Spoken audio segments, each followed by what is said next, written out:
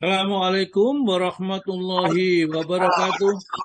Waalaikumsalam. Warahmatullahi Innal wabarakatuh. hamdalillah nahmaduhu wa nasta'inuhu wa nastaghfiruh wa na'udzu billahi min shururi anfusina wa min sayyiati a'malina. May yahdihillahu fala mudhillalah wa may yudlil fala hadiyalah. Asyhadu an la ilaha illallah wahdahu la syarikalah. Wa ashhadu anna Muhammadan abduhu wa rasuluh. Allahumma salli wa sallim wa barik ala Muhammadin wa ala alihi wa ashabi ajma'in. Subhanaka la ilma lana illa ma 'allamtana innaka antal alimul hakim. Allahumma aftah lana hikmataka wansur alaina rahmataka min khuzaini rahmatika ya arhamar rahimin. Qala Allah Ta'ala fi kitabil karim. A'udzu billahi minasyaitonir rajim. Ya ayyuhalladzina amanu taqullaha haqqa tuqatih wa la tamutunna illa wa antum muslimun. Ya ayyuhan nasu taqu rabbakumul ladzi khalaqakum min nafsin wahidah wa khalaqa minha zawjaha wa batha minhuma rijalan katsiran wa nisaa. Wattaqullaha alladzi tasaaluna bihi wal arham. Innallaha kana 'alaikum raqiba. Ya ayyuhalladzina amanu taqullaha wa qulu qawlan sadida yuslih lakum a'malakum wa yaghfir lakum dzunubakum. Wa may yuti'illaha wa rasulahu faqad faza fawzan 'azima. Amma ba'du. Fa innal asdaqal hadisi kitabullah wa khairal hadiyati Muhammadin sallallahu alaihi wasallam wa syarrul umuri muhdatsatuha wa kullu muhdatsatin bid'ah wa kullu bid'atin dhalalah wa kullu dhalalatin finnar. Bapak dan Ibu sekalian, jamaah kajian online Asy-Syifa yang dirahmati oleh Allah Subhanahu wa taala, kita bersyukur kepada Allah atas nikmat yang dikaruniakan ini bisa ngaji istiqomah setiap pagi. Ya, bagaimanapun juga tidak ringan ngaji itu. Perjuangan melawan godaan setan yang selalu mengajak kita durhaka kepada Allah ini bukan sesuatu yang ringan. Kecuali orang ditolong oleh Allah, mereka ini yang bisa menepis dari godaan-godaan yang buruk dari setan. Orang tidak ditolong oleh Allah ya tidak bisa. Sehebat apapun orangnya tidak bisa. Bahkan akan muncul kesombongan di dalam dirinya. Aku masih gak ngaji, lebih ngerti. Ya. Nah itu bahayanya kalau kita tidak senantiasa minta bimbingan dan perlindungan dari Allah. Kalau orang sudah la ilaha illallah, sudah ya, ada yang ngaji mau monggo bareng ngaji, kalau nggak ada ya sudah. Ya. Pokok kita menerangkan tujuannya ikhlas karena Allah. Jangan sedih, kenapa yang ngaji kok sekian, ini kok nggak mau ngaji, nggak pernah kelihatan, ya sudah. Yang menggerakkan hati itu adalah Allah. Ya. Maka dari itu di dalam surat Al-Anfal ayat 63 ini, kita itu meskipun mengeluarkan harta sepenuh bumi ini, tidak bisa menyatukan hatinya orang. Ada yang suka, ada yang tidak suka, ada yang benci, ada yang senang, itu sudah. Ya. Itu aja. Baiklah, ya.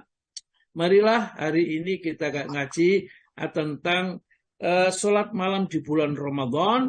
Namun nanti akan saya awali sebentar dari hal-hal yang di depan sebelumnya ini dengan secara ringkas. Dan sebenarnya tadi sholat malam di bulan Ramadan itu saya juga akan menyampaikan fikih sunnah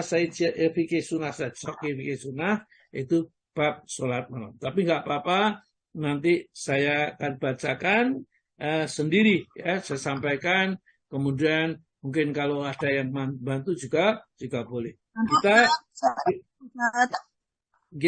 Kita mulai membaca Al-Quran dulu seperti biasa, supaya kita mendapat berkahnya Al-Quran yang sudah jadi pedoman hidup kita ini, jangan sampai kita lengah. Monggo Ibu yang diberi tugas untuk membaca Al-Quran, siapa Bu? Bu Zulfia. Oh, Bu Zulfia. Monggo Bu ini lulusan Asifain. Nggih, Ustaz. Assalamualaikum warahmatullahi wabarakatuh. Waalaikumsalam warahmatullahi wabarakatuh. A'udzu billahi minasyaitonir rajim. Bismillahirrahmanirrahim. Ya ayyuhalladzina amanu kutiba alaikumusiyam kama kutiba alal ladzina min qablikum la'allakum tattaqun. Ayyamam ma'dudat.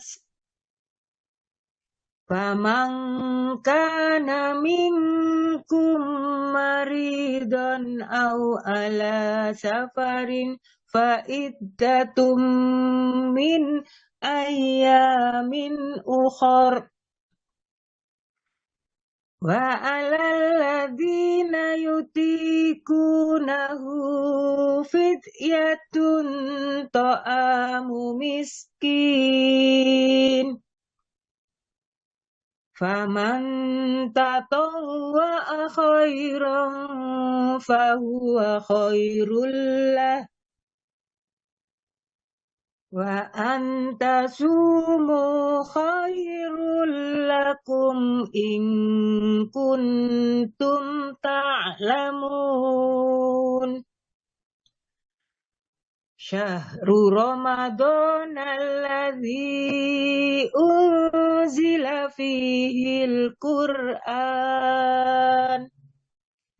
hudal linnasi wa bayyinatin minal huda wal furqan. Faman syahida minkum syahra fal yasum. Wa man kana maridan aw ala safarin fa iddatum min ayyamin ukhar. Yuridullahu bikumul yusra wa la yuridu bikumul usra walitu'milul iddata walitukabbirullaha ala ma hadakum wa la'allakum tashkurun. Wa idza sa'alaka ibadi anni fa inni qarib ujibu da'watad da'i dadaan falyastajibu li wal yu'minu bi la'allahum yarsyudun. Luar biasa sekali. Monggo terjemahnya, Bu. Terjemahan surat Al-Baqarah ayat 183 sampai 186. Aku berlindung kepada Allah dari godaan syaitan yang terkutuk. Dengan menyebut nama Allah yang Maha Pengasih lagi Maha Penyayang. Wahai orang-orang yang beriman, diwajibkan atas kamu berpuasa sebagaimana diwajibkan atas orang-orang sebelum kamu, agar kamu bertakwa, yaitu beberapa hari tertentu. Maka barang siapa di antara kamu sakit atau dalam perjalanan lalu tidak berpuasa, maka wajib mengganti sebanyak hari yang dia tidak berpuasa itu pada hari-hari yang lain. Dan bagi orang yang berat menjalankannya, wajib membayar fidyah, yaitu memberi makan seorang miskin. Tetapi barang siapa dengan kerelaan hati mengerjakan kebijakan, maka itu lebih baik baginya. Dan puasanya itu lebih baik bagimu jika kamu mengetahui. Bulan Ramadan adalah bulan yang di dalamnya diturunkan Al-Quran sebagai petunjuk bagi manusia dan penjelasan-penjelasan mengenai petunjuk itu, dan pembeda antara yang benar dan yang batil. Karena itu, barang siapa di antara kamu ada di bulan itu, maka berpuasalah. Dan barang siapa sakit atau dalam perjalanan dia tidak berpuasa, maka wajib menggantinya sebanyak hari yang ditinggalkannya itu pada hari-hari yang lain. Allah menghendaki kemudahan bagimu dan tidak menghendaki kesukaran bagimu. Hendaklah kamu mencukupkan bilangannya dan mengagungkan Allah atas petunjuknya yang diberikan kepadamu, agar kamu bersyukur. Dan apabila hamba-hambaku bertanya kepadaku Muhammad tentang aku, maka sesungguhnya aku dekat. Aku kabulkan permohonan orang yang berdoa apabila dia berdoa kepadaku. Hendaklah mereka itu memenuhi perintahku dan beriman kepadaku agar mereka memperoleh kebenaran. Maha benar Allah dengan segala firman-Nya. Assalamualaikum warahmatullahi wabarakatuh. Waalaikumsalam warahmatullahi wabarakatuh. Luar biasa sekali ya. Lulusan Asyifa, pembina-pembina yang mengajari tahsin. Ya, hanya seperti Bu Zurah dengan yang lain yang masih ada. Ini belum ada yang masih ragu-ragu, belum berani. Gak apa-apa, salah sedikit gak apa-apa. Ya. Yang penting kita belajar sungguh-sungguh. Dan kalau sudah berani didengarkan orang banyak seperti ini, berarti ya sudah bisa lah ya. Kalau tentang mahirnya, ya tentu mengikuti perjalanan waktu. Baiklah, terima kasih Bu Zulfia ya. Terus-menerus belajar, jangan merasa puas. Dan saya wasiatkan, saya sampaikan, saya anjurkan, ada tugas sekarang untuk Bu Zulfia untuk menyampaikan ilmunya tentang baca Al-Quran itu kepada tetangganya, kepada kerabatnya, kepada sanaknya. Jangan kita mengerti sendiri. Nanti ditanya oleh Allah Ta'ala tentang ilmunya. Bagaimana kamu sudah mengamalkan ilmu yang diberikan oleh Allah Ta'ala. Jadi di padang mahsyar ini orang tidak akan beranjak dari tempatnya sebelum ditanya 4 perkara. Ya, tentang kesehatannya, tentang masa mudanya, tentang hartanya, dan diantaranya ada ilmu, ya, sampai di mana kamu amalkan ilmu itu. Ya. Nah inilah ada tugas, maka saya rasanya berat itu, ya sedikit soal dititipi ilmu oleh Allah Ta'ala, kalau saya tidak sampaikan, nah, nanti tanggung jawabnya. Jadi saya mohon kepada Allah, kalau masih ada manfaatnya, ya berilah kami kesehatan untuk bisa menyampaikan kepada yang lain. Tapi kalau sudah tidak ada manfaatnya, segeralah panggillah kami ya Allah ya, karena kami akan merasa sudah cukup ya, istirahat nanti tinggal. Baiklah, dari ayat-ayat kelompok yang kita kaji ini sebenarnya ayat tentang Ramadan, puasa Ramadan atau hal-hal yang berkaitan dengan Ramadan. Jadi pertama adalah perintah puasa. Puasa itu adalah wajib, bukan sunnah. Dan wajib itu mengikuti ketentuan. Mulai apa? Mulai terbit fajar sampai matahari tenggelam. Itu semua nggak boleh makan, nggak boleh minum, nggak boleh bersenggama. Itu pokok yang pokoknya. Ini kemudian disuruh berpuasa itu tujuannya apa? Mencapai derajat takwa nanti supaya takwa. Meskipun demikian, karena Allah itu Maha Pengasih dan Penyayang, masih diberi keringanan. Belum puasa sudah disebutkan faman kana minkum maridun aw ala safarin. Kalau kamu sakit atau sedang bepergian, orang sakit itu berat, harus minum obat, harus istirahat dan lain-lainnya, ya, maka nggak usah puasa hambaku, nanti saja kalau sudah sembuh, ya. Atau jangan bepergian, juga nggak usah puasa nanti kalau sudah sembuh. Nah, itu silakan puasa. Dan kalau misalnya nggak kuat puasa, terus karena badannya lemah, nggak usah puasa sudah. Cukup membayar fidyah, ya. Wa alal ladzina yuqtikunahu, orang yang berat mengerjakan puasa, ya nggak usah puasa. Itulah enaknya agama ini. Orang yang mau 60, 70, bahkan mungkin 80, kalau berat puasanya enggak usah puasa, cukup bayar fidyah ya. Satu hari memberi fidyah atau memberi makan kepada orang berapa nilai makanan satu hari ya. Mudah-mudahan kita dengan demikian diampuni oleh Allah Ta'ala.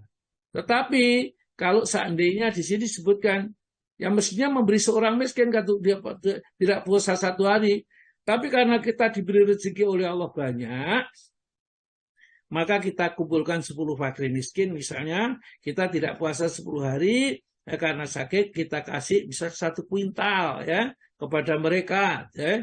Tidak apa-apa. Memang tatawa khairan bahwa khairulahu, barang siapa yang dengan kerelaan hati dia menambahkan, maka itu akan menambah baik kebaikan pada dirinya. Namun meskipun demikian Allah Ta'ala di ujungnya wa antasumu khairul lakum in kuntum ta'lamun. Namun kalau kamu puasa itu lebih baik bagimu kalau kamu mengetahui. Dan yang penting kita harus paham syahrul Ramadan itu adalah bulan Ramadan itu bulan yang di dalamnya turun Al-Quran. Maka begitu mulianya lah bulan itu karena di bulan itu turun Al-Quran. Alangkah mulianya negeri itu karena negeri itu diturunkan Al-Quran jadi negeri Mekah pada saat itu. Alangkah mulianya makhluk itu yaitu Nabi kita yang dituruni Al-Quran. Jadi Nabi yang paling mulia di seluruh Nabi adalah Ulul Azmi. Ulul Azmi 5 Nabi yang paling diistimewakan oleh Allah, dan di antara 5 itu Rasulullah yang paling utama, nah, yang paling utama dibanding dengan yang 5 ini. Karena Rasulullah diturunkan kepadanya Al-Quran. Dan juga Jibril di antara malaikat yang menurunkan Al-Quran saja dimuliakan oleh Allah Ta'ala.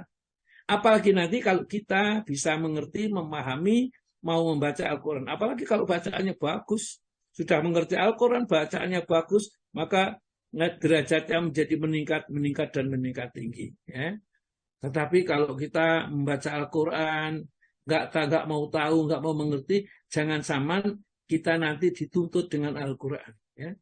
Al-Quran hujjatul laka au alaika. Quran itu adalah hujah bagimu di hadapan Allah nanti, atau dia akan menuntut kamu di hadapan Allah. Ya.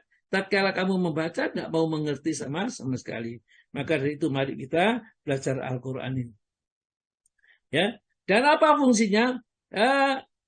Hudalinas, petunjuk bagi manusia, babayin nanti minal huda, dan penjelasan petunjuk.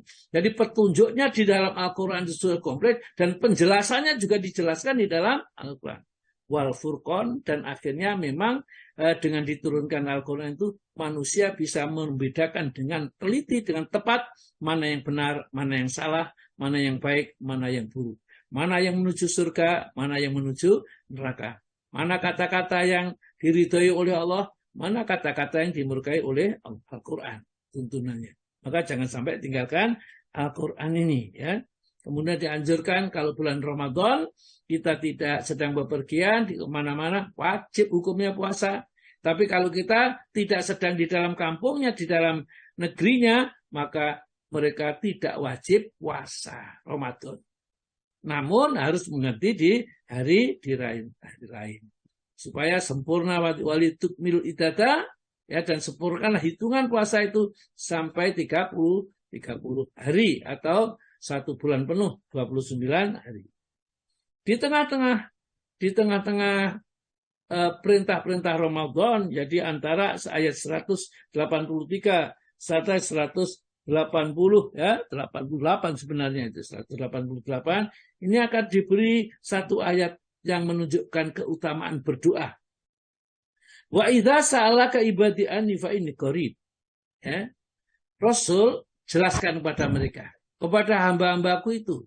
Kalau hambaku bertanya tentang aku, katakan aku itu dekat, qarib. Ujibu da'watada'i idza da'ani. Senantiasa pasti akan mengabulkan doa kalau hamba itu berdoa kepadaku. Nanti suatu saat akan saya sampaikan kepada Bapak dan Ibu sekalian hakikat doa itu kayak apa. Ya, kita itu mungkin kita anggap bahwa doa kita itu menyuruh Allah berbuat ini sesuai dengan keinginan kita. Nah, ini yang perlu kita betulkan, kita luruskan. Berdoa kepada Allah itu adalah doa wal ibadah, doa itu adalah ibadah. Ya. Karena ibadah, maka cara berdoa itu harus sesuai dengan apa yang diajarkan oleh nabi kita. Jadi kalau berdoa Allah akan memberikan. Tapi apa yang diberikan terserah Allah. Apakah sesuai dengan yang diminta? Bisa jadi. Kalau tidak sesuai bagaimana? Itu adalah Allah Maha bijaksana. Diberikan yang terbaik buat kita.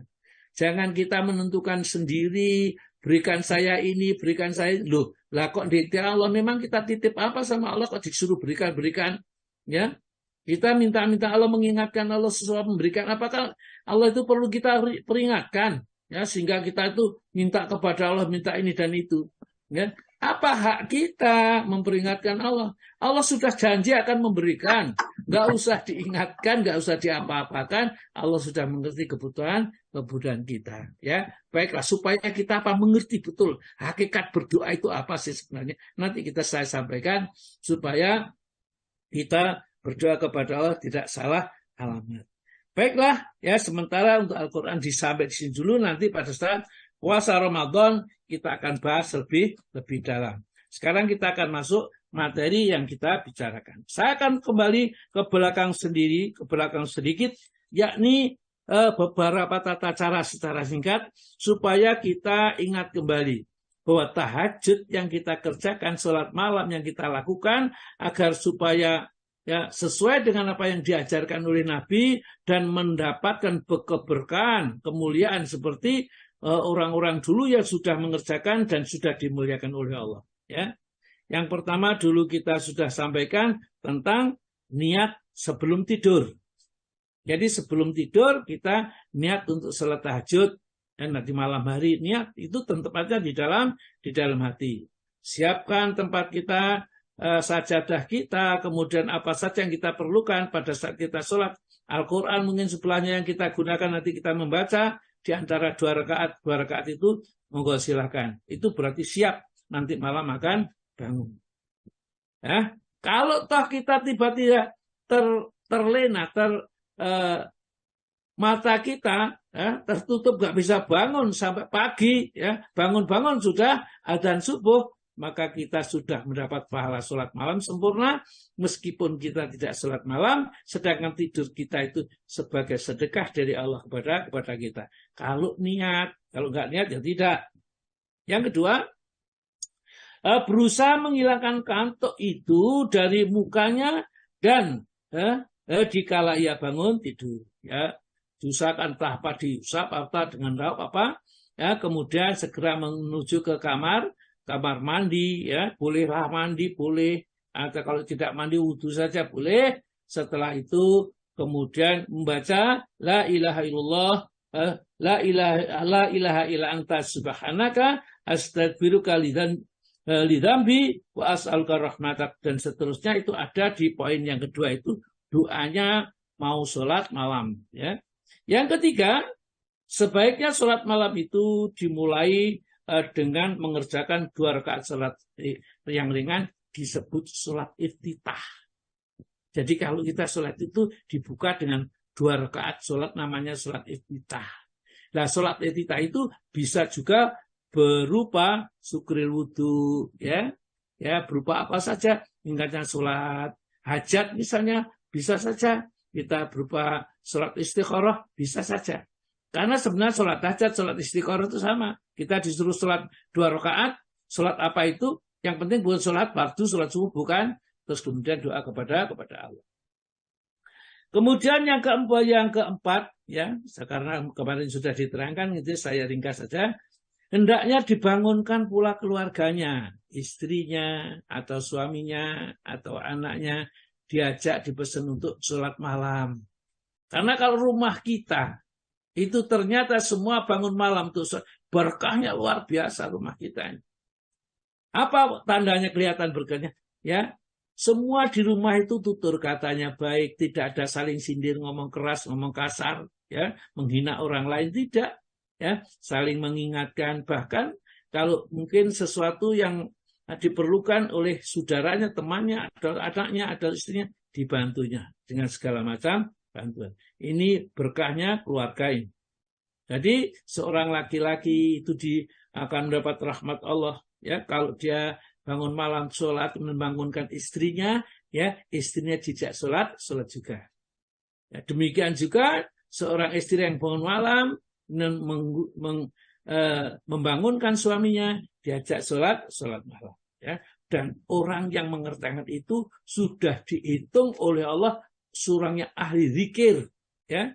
Seorang ahli zikir dia ya, di rumah ini, dan apa keuntungannya? Mereka diampuni dosanya. Ya. Yang kelima ya, hendaklah menghentikan sholat. Ya, kalau kita ngantuk. Jadi kalau kita ngantuk tidak boleh mengerjakan sholat, karena nanti bacanya nggak karu-karuan. Ya, bacanya wal asri, tiba-tiba masuk watini, ya, dan seterusnya. Ya, bacaannya berdoa juga begitu. Maunya berdoa tapi ternyata mencela dirinya sendiri, ya, mendoakan dirinya supaya celaka, padahal itu saat mustajabah. Maka disuruh tidur. Nah, nanti kalau sudah sehat kembali bangun dan sholat malam dalam keadaan segar. Yang keenam, jangan memberatkan diri. Ya. Jadi misal satu malam satu juz, satu malam satu juz, beratlah. Ya, sak mampunya saja. Kalau sekedar kita suatu saat gampang atau badan kita sehat, kita baca surat yang panjang. Ya, misalnya surat Al-Waqiah, surat Ar-Rahman, surat Al-Hadid, surat Mumtahanah, dan seterusnya lah. Ya. Yang tidak biasa dibaca itu kita baca di dalam surat malam. Maka kita akan menjadi lebih wat'am wa aqwamu kilas, lebih mandes ya. Ya, terasa bacaan Al-Quran di waktu ya, kalau kita baca ini. Dan ya, yang penting waktunya sekarang ya. Waktu sholat malam itu dapat dikerjakan pada permulaan malam, pada pertengahan malam, dan pada akhir malam. Dan sehingga Anas yang mengatakan, kalau kamu ingin melihat sholatnya Nabi, bisa sholat di awal malam, bisa awal sholat di akhir malam, juga bisa di tengah malam. Kemudian waktu yang paling utama. Waktu yang paling utama untuk melakukan sholat malam itu ialah sepertiga malam terakhir. Ya. Sepertiga malam terakhir, tatkala orang-orang ini sedang tidur, lelap biasanya. Dari Abu Hurairah radhiyallahu anhu, Rasulullah bersabda, yang zilu Rabbuna wajala kula lailatin. Allah Ta'ala ya, yang zilu telah turun atau senantiasa turun Rabbuna Tuhan kami, azza wa jalla yang maha agung, kula lailatin setiap malam ya, ila sama idunya ke langit dunia, khina yabqa sulusul laili, ketika malam tinggal sepertiga al-akhiri yang akhir ya. Fayaqulu, maka Allah berfirman, may yad'uni, siapa yang berdoa kepadaku ya fa astajibuli, maka aku akan kabulkan doanya itu ya. Manyas aluni, siapa yang minta kepadaku, wa utiyahu, maka akan aku berikan kepadanya permintaan itu. Mayastakbiruni, siapa yang mohon ampun kepadaku, maka fi rolahu, maka akan diampuni baginya. Dan itu setiap malam. Setiap malam Allah Ta'ala menawarkan 4 tawaran. Siapa yang berdoa akan dikabulkan, siapa yang minta akan diberi, dan siapa yang istighfar mohon ampun diampuni oleh Allah Subhanahu wa Ta'ala. Ya. Kemudian yang kedua ya,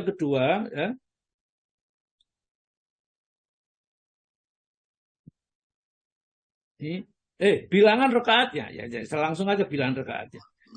Ustaz. Malam ya. Nah, yang kedua ya Pak, ya Bu ya, kedua. Kelima ini di sini.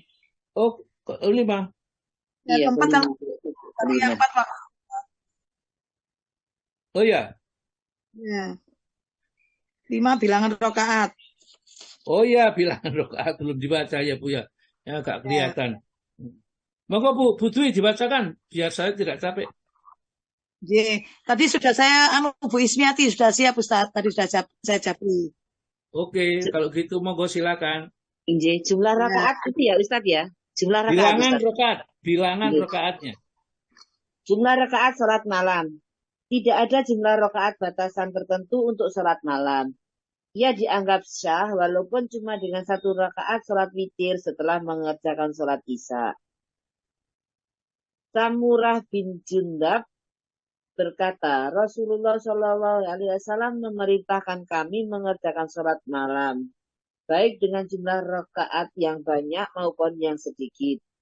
Dan kami diperintahkan untuk mengerjakan sholat witir setelah mengerjakan sholat malam.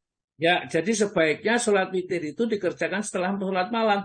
Meskipun Nabi pernah berpesan kepada Abu Dzar, ya, wahai Abu Dzar, jangan tinggalkan 1 witir sebelum tidur. Yang kedua sholat duha 2 rakaat. Yang ketiga puasa 3 hari setiap bulan. Maka akan dimuliakan oleh Allah tentunya. Ya, siapa yang mengikuti petunjuk kepada dari Nabi. Ya, tentunya sak mampunya. Jadi kalau kita suatu saat mampu, ya kita kerjakan sholat malam witir sebelum tidur. Tetapi sebenarnya witir itu yang paling bagus adalah di akhir sholat malam. Ya, bagi mereka yang ingin keutamaan yang luar biasa. Terus Bu, 2. Diriwayatkan oleh Anas radhiyallahu an secara marfu bahwa Nabi Shallallahu Alaihi Wasallam bersabda, 1 sholat yang dikerjakan di masjidku ini sama dengan 10.000 kali sholat yang dikerjakan di tempat lain. 1 sholat yang dikerjakan di Masjidil Haram sama dengan 100.000 kali sholat yang dikerjakan di tempat lain. 1 sholat yang dikerjakan di Ribas sama dengan 2 juta kali sholat yang dikerjakan di tempat lain. Dan sholat yang pahalanya paling banyak adalah sholat 2 rakaat yang dikerjakan oleh seorang hamba di tengah malam. Ya, jadi kalau gitu jangan ditinggalkan sholat malam. Karena sholat malam ini kalau di Masjid Nabawi 1000 kali, Masjidil Haram 100.000 kali. Ya, kemudian sholat di jalan Allah itu 1 juta kali. Tapi sholat malam itu tidak ya ditandingi di sini ya, yang dikerjakan seseorang hamba di malam hari. Diriwayatkan ini oleh Ausi, Syekh dan Ibnu Hibban dalam kitabnya Ausat tentang Mungdiri dalam kitab Targhib ya, Targhib wa Tasghib itu tidak menyebutnya, artinya maksudnya hadis ini tidak semua ulama menyebutkan, berarti kesohihannya itu barangkali ada yang meragukan. Terus Bu, 4. Iyas bin Muawiyah al-Mazini meriwayatkan bahwa Rasulullah Shallallahu Alaihi Wasallam bersabda, hendaknya sholat malam dikerjakan walaupun hanya sebentar, seukuran waktu yang digunakan untuk memerah susu kambing. Walau setelah mengerjakan sholat isya adalah waktu malam. Waktu setelah, maaf Ustaz, waktu setelah mengerjakan sholat isya adalah waktu malam. Diteruskan Ustaz. Ya, terus. Ibnu Abbas berkata, aku membicarakan sholat malam. Sebagian sahabat berkata, Rasulullah Shallallahu Alaihi Wasallam menjelaskan bahwa sholat malam dikerjakan 1/2 malam, 1/3 malam, 1/4 malam, seukuran waktu yang digunakan untuk memerah susu unta, dan seukuran waktu yang digunakan untuk memerah susu kambing. Ya, maksudnya sholat malam itu jangan ditinggalkan. Kalau bisa ya separuh malam, kalau nggak bisa ya 1/3 malam, ya, atau 1/4 malam. Atau kalau memang sudah susah, ya pokoknya dikerjakan selama sekira-kira lamanya sama dengan orang memerah susu kambing atau susu unta. Artinya 2 rakaat saja, kemudian ditutup witir 3 rakaat. Itu sudah merupakan sholat malam. Yang kelima, monggo Bu. Kelima, diriwayatkan juga bahwa Ibnu Abbas berkata, Rasulullah Shallallahu Alaihi Wasallam memerintahkan kami mengerjakan sholat malam walau hanya 1 rakaat. Hal yang paling utama adalah mengerjakan sholat malam sebanyak 11 rakaat atau 13 rakaat. Ia boleh memilih antara menyambung sholat malam dan sholat witir atau tidak menyambungnya. Ya, sebentar ya. Jadi kalau senilai sholat malam langsung witir boleh, sore dulu witir kemudian sholat malamnya juga boleh. Jadi kalau sore setelah sholat isya, kita sholat ba'da isya kemudian witir 3 rakaat, malam hari bangun kita ya sholat 2 rakaat saja, Ya, setelah selesai itu 2 rakaat sudah tidak usah witir lagi. Nah, hanya yang paling bagus adalah ya langsung setelah selesai sholat malam langsung witir. Hanya kalau tidur dulu benar witirnya nanti juga boleh. Pokoknya yang penting jangan sampai setelah sholat subuh. Terus Bu. Aisyah radhiyallahu an berkata, Rasulullah Shallallahu Alaihi Wasallam tidak mengerjakan sholat malam lebih dari 11 rakaat, baik di bulan Ramadan maupun selain bulan Ramadan. Beliau mengerjakan sholat sebanyak 4 rakaat. Jangan engkau tanya tentang baik dan lamanya 4 rakaat itu. Kemudian beliau mengerjakan sholat sebanyak 4 rakaat. Jangan engkau tanya tentang baik dan lamanya 4 rakaat itu. Lalu beliau mengerjakan sholat sebanyak 3 rakaat. Aisyah bertanya, wahai Rasulullah, apakah engkau tidur sebelum mengerjakan sholat witir? Beliau menjawab, wahai Aisyah, kedua mataku memang tertidur, tapi hatiku tidak tidur. Ya, jadi sholatnya Rasulullah di rumah yang disaksikan oleh Siti Aisyah itu baik di bulan Ramadan maupun di luar bulan Ramadan itu adalah 11 rakaat. Sedangkan yang di luar rumah itu tidak semua disaksikan oleh Siti Aisyah. Maka hadis ini hanya menerangkan apa yang dikerjakan, apa yang dilihat oleh Siti Aisyah tatkala Rasulullah sholat malam di rumahnya baik di bulan Ramadan atau di luar Ramadan tidak lebih dari 11 rakaat itu Nabi. Ya.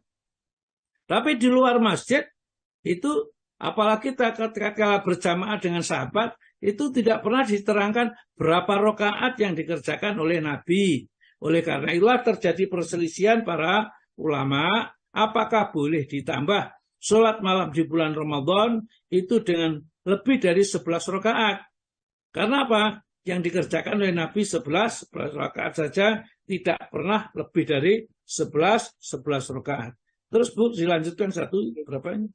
Al-Bukhari dan Muslim juga meriwayatkan bahwa Qasim bin Muhammad berkata, aku mendengar Aisyah radhiyallahu an berkata, sholat malam yang dikerjakan oleh Rasulullah Shallallahu Alaihi Wasallam adalah sebanyak 10 rakaat.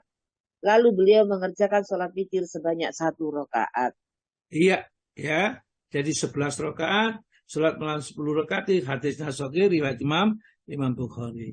Ya, ini hadis ini datang ya itu di hadis ini diriwayatkan keduanya juga meriwayatkan ya.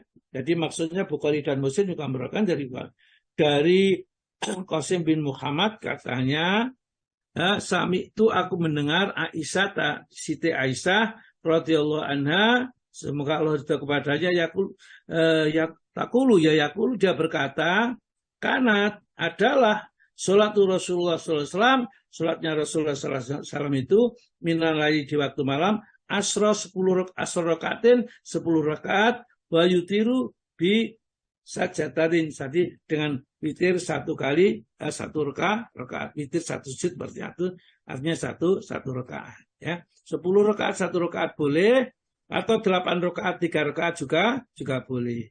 Sekarang mengqadha sholat malam, monggo Bu. 6. Hukum mengqadha sholat malam. Muslim meriwayatkan dari Aisyah radhiyallahu an bahwa bila Rasulullah Shallallahu Alaihi Wasallam tidak mengerjakan sholat malam karena sakit atau sebab yang lain, beliau mengerjakannya di siang hari sebanyak 12 rakaat. Para perawi selain Al-Bukhari berkata dari Umar radhiyallahu an bahwa Nabi Shallallahu Alaihi Wasallam bersabda, barang siapa yang meninggalkan 1 witir dibaca secara rutin pada waktu tertentu atau kurang dari 1 hizib karena tertidur, lalu ia membacanya antara sholat fajar dan sholat duhur, maka dicatat oleh malaikat bahwa seakan ia membacanya di malam hari.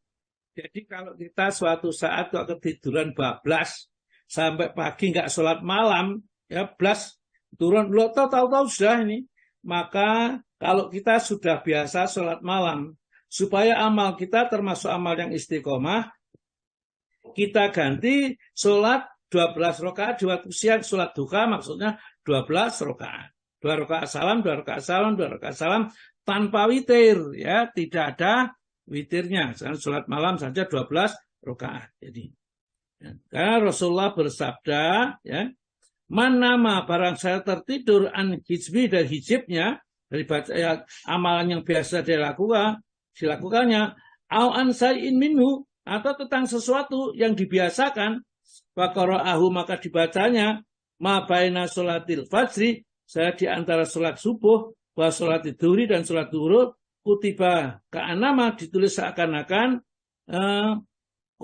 qara'ahu minalai, seakan-akan ditunaikan atau dibaca pada malam hari. Maksudnya orang yang biasa malam hari misalnya wirid 100 kali la ilaha illallah wahdahu la syarikalah lahul mulku wal hamdu wa huwa ala kulli syai'in qadir, setiap malam ya misalnya membaca surat Al-Muluk misalnya, tiba-tiba malam itu tidak membaca surat Al-Muluk, maka bisa diganti membaca surat Al-Muluk itu di waktu antara sholat subuh dan sholat duhur. Ya, diganti dibaca ini. Ya, boleh. Bahkan kalau begitu kita biasa witir, ya, witir itu tertinggal, maka juga bisa dikerjakan witir itu di antara sholat subuh dan sholat duhur. Karena itulah caranya. Baik, kita lanjut dengan sholat malam di bulan Ramadan. Sementara coba saya bacakan dulu, ya, di sini di buku Shahih Fikih Sunnah. Jadi di Shahih Fikih Sunnah, ya. Keutamaan dan pensyariatannya. Saya bacakan. Sholat tarawih atau qiyam Ramadan, ya, adalah sunnah muakkadah. Maksudnya sunnah yang sangat ditekankan untuk dikerjakan, ya, oleh kita. Bagi laki-laki dan perempuan pada bulan Ramadan, ini adalah salah satu syiar agama yang paling nyata. Jadi sebaiknya kita sholat malam di bulan Ramadan atau sholat tarawih kita kerjakan di masjid. Biar masjidnya ramai, orang-orang di luar Islam itu merasa bahwa Islam itu begitu kuat. Lihat pada bulan Ramadan begitu semangatnya mereka mengerjakan sholat qiyam Ramadan ini. Sholat tarawih itu yang dimaksud di dalam sabda Nabi, mangkoma Ramadana, barang siapa bangun di waktu malam atau berdiri di waktu malam, maksudnya sholat malam, imanan dasarnya adalah iman, wahtisaban, dan semata-mata mengharap pahala dari Allah, ghufirallahu, maka diampuni baginya, mata qadama min dambi, dosa-dosa yang telah lalu. Dari sholat tarawih itu ada menghapuskan semua dosa-dosa yang telah lalu. Ya, tentunya sebelumnya orang itu biasa juga sholat malam. Rasulullah pernah mengerjakan bersama para sahabat pada beberapa malam. Namun beliau tidak terus menerus mengerjakannya karena khawatir akan diwajibkan oleh Allah kepada manusia. Jadi Rasulullah satu saat sholat, kemudian diikuti beberapa orang, kemudian besoknya cerita, aku sholat tadi malam sholat bersama Rasulullah. Padahal Rasulullah tidak pernah memerintahkan. Rasulullah datang ke masjid sholat sendiri. Begitu tahu para sahabat makmum dari jauh itu melihat Rasulullah sholat makmum, jadi tidak dekat dengan Rasulullah. Besok lagi cerita lagi, ya, tambah yang banyak datang. Hari ketiga Rasulullah tidak datang, padahal yang menunggu jauh lebih banyak. Begitu sholat subuh, Rasulullah cerita, aku tadi tahu apa yang kamu kerjakan, apa yang kamu lakukan, yakni menunggu sholat. Namun sengaja aku tidak keluar untuk jadi imam sholat. Aku khawatir karena 3 kali itu berarti nanti akan diwajibkan sama Allah Ta'ala. Kalau diwajibkan kamu nanti keberatan, ya diwajibkan untuk sholat tarawih. Maka tetaplah hukum biasa, ya seperti jadi hukumnya tetap sunnah, bukan wajib. Ya inilah kasih sayang Allah kepada kita. Maka Bu dibaca mulai awal. Ustadz, dari landasan pensyariatan apa dari ya itu. Ya disyariatkan ya nggih. Landasan pensyariatan sholat tarawih. Qiyamu Ramadan atau sholat tarawih disunahkan bagi laki-laki dan perempuan. Sholat tarawih dikerjakan 2 rakaat setelah sholat isya sebelum mengerjakan sholat witir. Sholat tarawih boleh juga dikerjakan setelah sholat witir. Tapi cara ini menyalahi cara yang lebih utama. Waktunya berlangsung sampai akhir malam. Para perawi meriwayatkan bahwa Abu Hurairah berkata, Rasulullah Shallallahu Alaihi Wasallam menganjurkan kaum muslimin mengerjakan sholat tarawih tanpa mengharuskannya. Beliau bersabda, barang siapa yang mengerjakan qiyam Ramadan atas dasar keimanan dan mengharapkan keridhaan Allah, maka dosanya yang telah lalu diampuni. Ya, jadi cukup dulu. Jadi begitulah ya. Ini dianjurkan betul-betul sama Nabi. Karena yang kita butuhkan sebenarnya di hadapan itu ampunan dari Allah. Bukan ganjarannya yang banyak, ganjarannya itu juga penting, tapi yang paling penting adalah ampunan. Ya, pahala yang banyak itu tidak akan berdampak apa-apa ya kalau kita tidak diampuni. Kita bagaimanapun masuk neraka dulu. Tapi kalau sudah diampuni, meskipun amal kita sedikit, kita tidak akan lewat neraka, langsung masuk surga. Ya, jamaah, maka teruskan Bu. Para perawi selain At-Tirmidzi juga meriwayatkan bahwa Aisyah berkata, Nabi Shallallahu Alaihi Wasallam mengerjakan sholat di masjid. Lalu banyak kaum muslim yang bermakmum di belakang beliau. Kemudian beliau mengerjakan sholat di malam berikutnya. Jumlah kaum muslim yang bermakmum di belakangnya semakin banyak.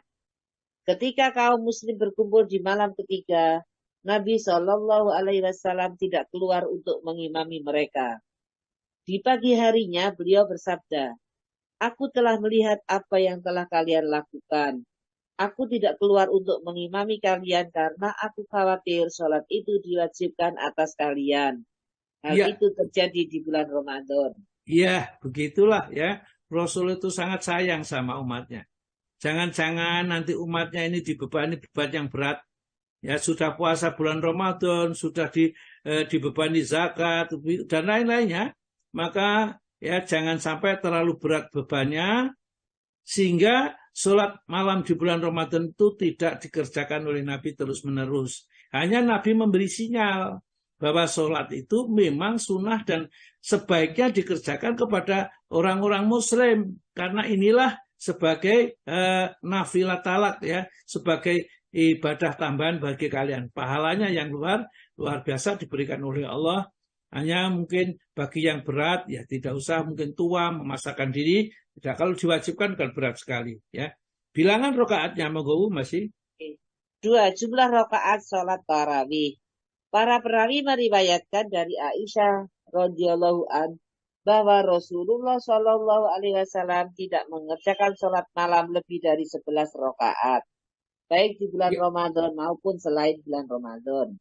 Ya, jadi kalau Nabi tadi sudah disampaikan pada tadi sebelumnya tadi, makana yazidu, Rasulullah tidak menambah fi Ramadana di dalam bulan Ramadan wala fi ghairihi, dan juga selain bulan Ramadan ala ikhda asaratan atas 11 rakaatan ya, 11 rakaat. Jadi tidak menambah sholatnya 11 rakaat. Oleh karena itu ada yang sholat bersikukuh ya, dia sholatnya 11. Kalau sholat lebih dari 11 itu bid'ah katanya, dia mengatakan seperti itu. Berarti sebenarnya semua yang dicontohkan oleh Nabi dan dikerjakan oleh para khulafa'i rasyidin atau para sahabat dan disepakati itu bukan perbuatan bid'ah ya. Ini boleh memilih mana yang mudah kita kerjakan. Terus Bu, Ibnu Huzaimah.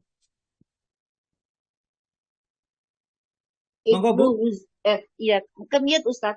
Ibnu Huzaimah meriwayatkan di dalam syahihnya dan Ibnu Hibban juga meriwayatkan di dalam sahihnya dari Jabir bahwa Rasulullah Shallallahu Alaihi Wasallam mengerjakan sholat bersama kaum muslim sebanyak 8 rakaat. Kemudian kaum muslim menunggu beliau di malam berikutnya, tetapi pada malam itu beliau tidak datang. Abu Ya'la dan At-Tabrani meriwayatkan dengan sanad hasan bahwa Jabir berkata, Ubay bin Ka'ab datang menemui Rasulullah Shallallahu Alaihi Wasallam dan dia berkata, wahai Rasulullah, aku mengalami suatu hal di malam Ramadan ini.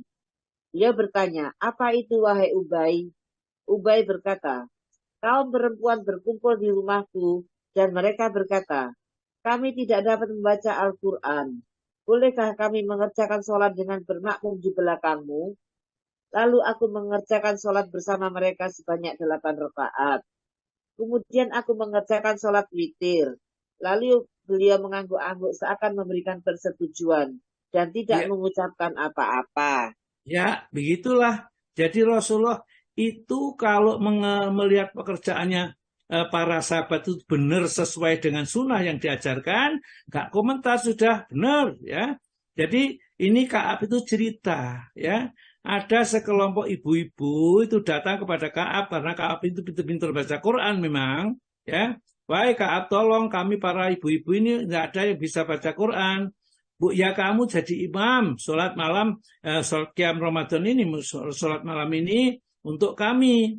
Oke lah ya kata kata Ka'ab ini. Dan dia sholat itu 8 rakaat, kemudian witir 3 rakaat. Maka Nabi kelihatan ridho sekali dan beliau tidak memberi komentar apa-apa. Dan itu menunjukkan bahwa itu termasuk sunnah. Artinya orang laki-laki boleh ngimami orang perempuan. Ya, karena tidak ada perempuan ngimami laki-laki, jangan sampai dibalik, kemudian dibuat kias. Ya, kalau laki-laki boleh mengimami perempuan, kenapa perempuan kok tidak boleh? Ya, kita kan harus persamaan gender dan lain-lainnya. Jangan begitu. Kita agama itu mengikuti tuntunan apa yang diajarkan oleh Nabi. Terus Bu. Jumlah rakaat inilah yang disunahkan dan diriwayatkan dari Nabi Shallallahu Alaihi Wasallam. Tidak ada riwayat yang sahih dari Nabi Shallallahu Alaihi Wasallam selain riwayat-riwayat di atas. Ada riwayat sahih yang menjelaskan bahwa pada masa khilafah Umar, Utsman dan Ali, kaum muslim mengerjakan sholat tarawih sebanyak 20 rakaat. Ini adalah pendapat mayoritas fuqaha dari kalangan penganut mazhab Hanafi dan Hambali. Juga pendapat Daud Az-Zahiri At-Tirmidzi berkata, mayoritas ulama berpegang kepada riwayat dari Umar, Ali dan para sahabat Nabi Shallallahu Alaihi Wasallam yang lain yang menjelaskan bahwa sholat tarawih dikerjakan sebanyak 20 rakaat. Ini adalah pendapat Al-Thawri, Ibnu Mubarak dan Asy-Syafi'i berkata, aku mendapati kaum muslim di Mekah mengerjakan sholat tarawih sebanyak 20 rakaat. Sebagian Ya, ulama terus. Sebagian ulama berpendapat bahwa yang disunahkan adalah mengerjakan sholat tarawih sebanyak 11 rakaat dengan witir. Sedangkan rakaat sisanya dipandang baik dikerjakan. Ya, Al-Kamal Ibnu Hammam berkata, dalil itu menjelaskan bahwa jumlah yang disunahkan adalah 11 rakaat dari 20 rakaat. Karena Rasulullah mengerjakan sholat tarawih sebanyak 11 rakaat, kemudian beliau tidak mengerjakannya karena khawatir sholat itu diwajibkan kepada kita. Rakaat sisanya dipandang baik untuk dikerjakan. Telah diriwayatkan dengan sanad sahih bahwa jumlah rakaat sholat tarawih adalah 11 rakaat, seperti yang telah disebutkan di dalam Sahih Al-Bukhari dan Sahih Muslim. Jadi, menurut sudah sebentar Bu ya. Jadi dari singkatnya bahwa kita kalau sholat itu yang ada contohnya, yang ada dikerjakan Nabi, riwayat yang paling sahih adalah Rasulullah kerjakan sholat malam itu adalah 11 rakaat. Ya, sedangkan lebihnya dari 11 rakaat itu disebut mustahab. Mustahab itu baik dilakukan, tapi Rasulullah tidak banyak melakukannya. Oleh karena itulah ya, sholat yang 23 atau ya 21 atau 23 itu boleh saja dikerjakan. Bahkan ada yang 39 dengan witirnya 3 rakaat, ya 36. Ada yang 47, yang 40 rakaat dengan 7 witir. Jadi orang-orang itu kesaking kepinginnya banyak, itu berhubungan dengan Allah, maka menambah banyak rakaatnya, padahal tidak dicontohkan oleh Nabi penambahan itu, namun Rasulullah juga tidak pernah melarang, karena sholat sunnah itu pada hakikatnya adalah 2 rakaat salam, boleh lebih dari yang sudah ditetapkan ini. Itulah sebabnya perbedaan, tapi bagaimanapun juga yang dicontohkan sahabat, dicontohkan Umar, itu dibenarkan. Yang dikerjakan Rasulullah itu baik juga kita kerjakan. Jadi kalau kita mengerjakan 11 rakaat dengan 23 rakaat itu mana yang lebih baik? Ya tentunya yang lebih baik kalau sholatnya khusyuk. Ya 23 kalau sholatnya khusyuk baik, 11 rakaat kalau khusyuknya baik. Namun kalau sholatnya tergesa-gesa, banter-banteran, ya tidak ada nilainya nanti di hadapan Allah Subhanahu wa Ta'ala. Nah, saya kira kita lanjutkan berikutnya di berjamaah di dalam sholat malam di bulan Ramadan. Masih ada, ya, baca dulu Bu, berjamaah sholat malam di bulan Ramadan. Hukum sholat tarawih secara berjamaah. Sholat tarawih boleh dikerjakan berjamaah, boleh juga sendiri-sendiri. Tetapi menurut mayoritas ulama, yang lebih utama adalah dengan berjamaah di masjid. Di atas telah disebutkan bahwa Rasulullah Shallallahu Alaihi Wasallam mengerjakan sholat tarawih bersama kaum muslimin dengan berjamaah. Kemudian beliau tidak keluar karena khawatir sholat itu diwajibkan atas kaum muslimin. Kemudian Umar mengumpulkan kaum muslim untuk mengerjakan sholat tarawih bermakmum di belakang seorang imam. Abdurrahman bin Abdul Qori berkata, pada suatu malam di bulan Ramadan, aku berangkat ke masjid bersama Umar. Ketika sampai di masjid, kami melihat kaum muslim mengerjakan sholat tarawih berpencar. Ada yang mengerjakan sholat sendirian, dan ada yang mengerjakan sholat mengimami beberapa orang. Umar berkata, aku berpendapat bahwa jika aku menggabungkan mereka agar bermakmum di belakang satu qori atau imam, niscaya hal itu lebih utama. Umar membulatkan tekadnya. Kemudian ia menggabungkan kaum muslim untuk bermakmum di belakang Ubay bin Ka'ab. Kemudian aku berangkat ke masjid bersama Umar di malam berikutnya. Kaum muslim mengerjakan sholat tarawih dengan bermakmum di belakang satu imam. Umar berkata, ini adalah sebaik-baik bid'ah. Mengerjakan sholat tarawih di akhir malam lebih utama daripada mengerjakannya di awal malam. Kaum muslim mengerjakan sholat tarawih di awal malam. Ya. Jadi sholat berjamaah untuk sholat tarawih itu bukan bid'ah. Meskipun Nabi tidak pernah mengerjakan, Abu Bakar tidak pernah mengerjakan, hanya di saat Khalifah Umar. Dan ini tidak ditentang oleh seluruh sahabat yang lain.